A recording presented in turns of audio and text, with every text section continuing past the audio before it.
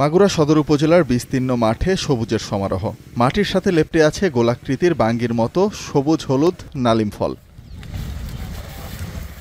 উপজেলার আলীধানী, নড়িহাটি, কাঞ্চনপুর, কাশীনাথপুর সহ বিভিন্ন এলাকার মাঠে মাঠে চোখে পড়ছে নালিম তোলার দৃশ্য। কেউ ক্ষেত থেকে নালিম তুলছেন, কেউ পানিতে সেগুলো পরিষ্কার করছেন, কেউ বা তুলছেন গাড়িতে।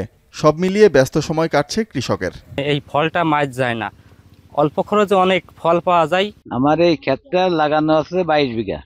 আমি প্রতিদিন 8-10 হাজার নালিম প্রতিদিন আমি ছিঁড়ি। লিচুর সাথে এই নালিমটা লাগানো হয়, আর লিচুর যত্নের সাথে নালিমটা হয়ে যায়, মানে নালিমের কোনো বাড়তি যত্ন দেওয়া লাগে না।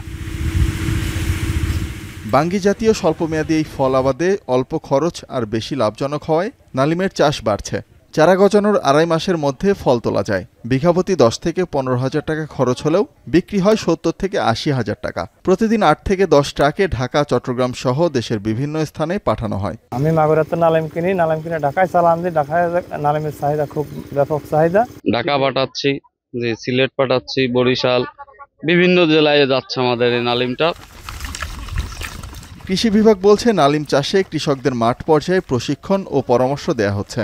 এটা একটা শসা জাতীয় ফল, এটা বাঙির মতো এবং খেতে সুস্বাদু, মিষ্টি এবং একটা ভালো গন্ধ আছে। আমরা চেষ্টা করছি আমাদের মাগুরা জেলার যে 4টি উপজেলা আছে, সকল উপজেলায় যেন কৃষক এটা চাষ করে লাভবান হয়, সে ব্যাপারে আমরা মাঠ পর্যায়ে পরামর্শ দিয়ে যাচ্ছি।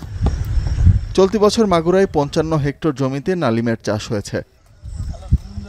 এখন মাগুরা।